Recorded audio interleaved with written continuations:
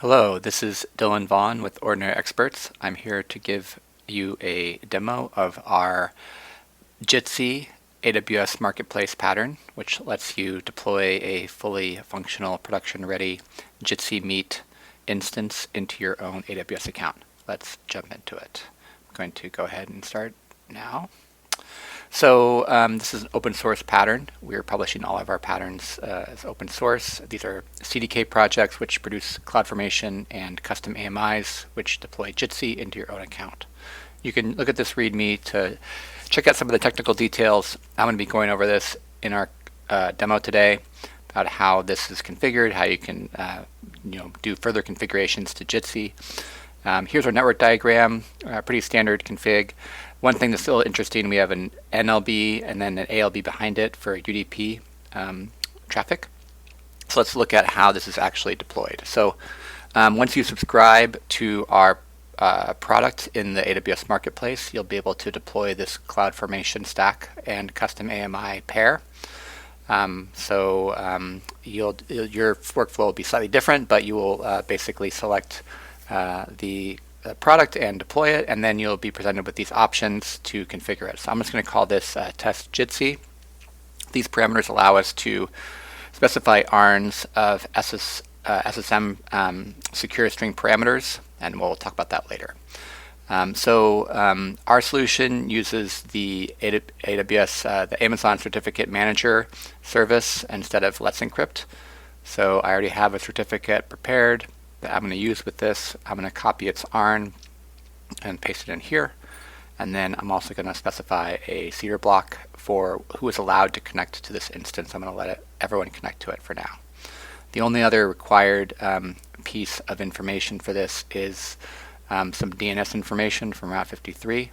It's because it's going to create some DNS records for us as it deploys. I'm going to go ahead and open Route 53. Here's my hosted zone. Patterns. Okay, so I'm going to select this here and copy it and put it over back into the hosted zone name. And then the DNS host name, I'll put testjitsi.patterns.ordinexperts.com. And the rest of these you can leave as is. It's going to create a new VPC for us. You can also specify an existing VPC if you have one you would like to deploy the solution into.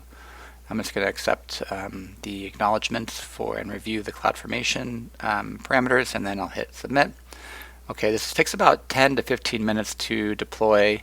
Normally, you can see it's starting to deploy all the resources here. I'm going to skip to the end of this deployment process, so we don't have to sit and watch this provisioning all the time. So so now it's provisioned all of its resources. The ASG is almost ready, and now the stack is complete. That took about 15 minutes. All right, so if you go to outputs now, there is a first use instructions, and it tells us what to do. It basically tells us to click on the link above here to access our Jitsi instance. So let's go ahead and click on that link. All right, so here's our new Jitsi Meet instance. Let's go ahead and start a meeting and test its basic functionality. It's going to ask for permissions to use my microphone. So I'll go ahead and start a meeting. And so now I've created a meeting. There I am. And I'm going to now join the meeting also from my phone. So give me a second here. I'm typing in the URL of the meeting into my phone so that I can join from my phone. And there's my phone. So now we have a meeting with two people in our Jitsi Meet instance. So this seems to be working okay. We can toggle back and forth between the different views. And then from here, let's look at some of the functionality that's available, and let's look at how we can make further customizations to our Jitsi Meet instance. So if I say start recording here, it's going to tell me I can record locally. And we want to enable recording on the server side. But to do that, if you look at the Jitsi documentation, you'll see that to do that, you need to add a setting in the .m file of enable recordings equals 1. So how we do that in our case is we are going to create a parameter in the SSM parameter store, a secure string parameter, and that secure string parameter value is going to be a block of code that our pattern will append to the .env file that is deployed alongside Jitsi Meet. So the .env file contains some pretty basic information about the configurations, which is supplied by our pattern, but this setup here allows you to append some additional config if you want to further customize Jitsi. So enable recording equals 1. So I'm actually going to make a mistake here. I'm making a comment. I'm actually 2 comments on this parameter value, talking about what I'm doing here. But the mistake is that the .env file's parameters, comments are pounds, not // So this change actually, if it gets appended to the .env, it's going to break Jitsi. So what we're going to do here is we're actually going to deploy this change out.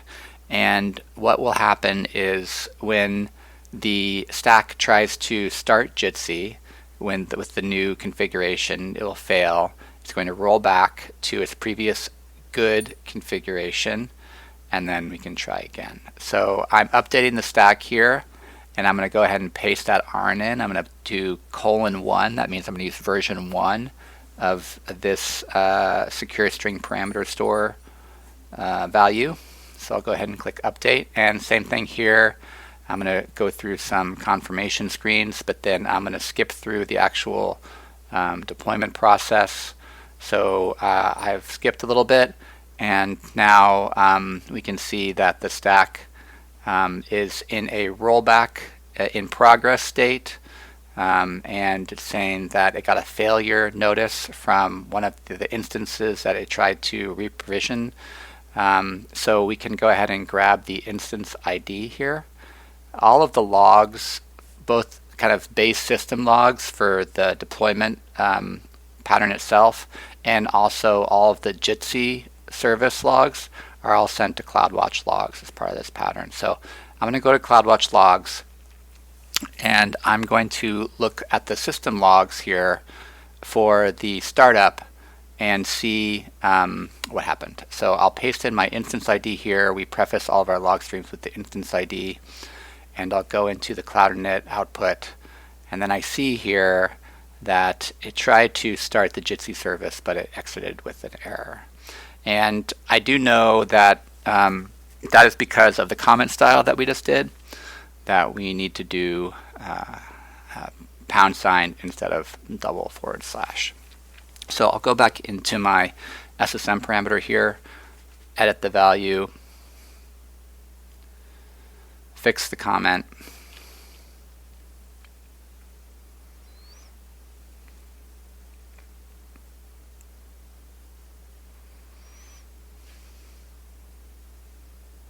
there we go. And then now you can see that this comment now is this parameter is now version 2. So I will grab the ARN again, and I will go back and I will do another update of this CloudFormation stack with version 2 of the parameter store ARN. Okay, so the rollback is complete. Let's go ahead and update again. We use the same template. I'm just going to change the parameters. There's no value in here for this because it rolled back to its previous value, which was nothing. So I'll do :2 this time and go ahead and go through these confirmation steps again. And then we can update this guy. And again, it's going to go through an update. I'm going to skip through this so we don't have to wait. This takes about 10 minutes or so for this to fully update. So, okay, so the update is complete. It's completed successfully. We have green. We can go back to our outputs, go back to our URL of our Jitsi instance here. So we'll load this up. Let's jump into a new meeting. here I am again.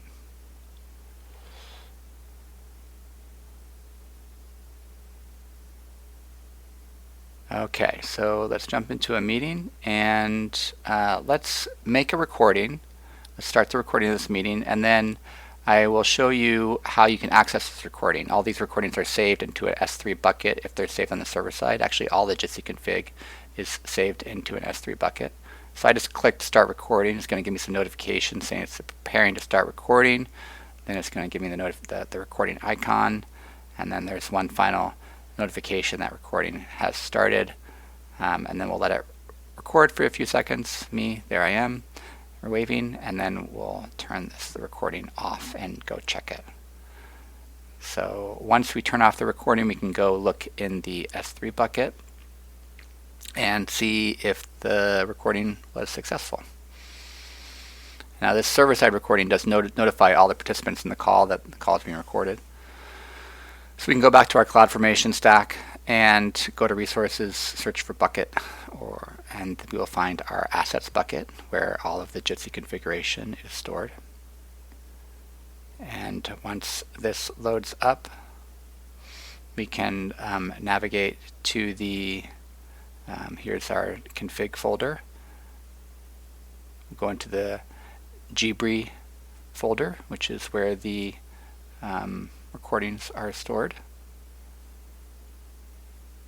And then there's a folder for each recording. Here's our file, a recording file for what we just made. So let's go ahead and download this MP4.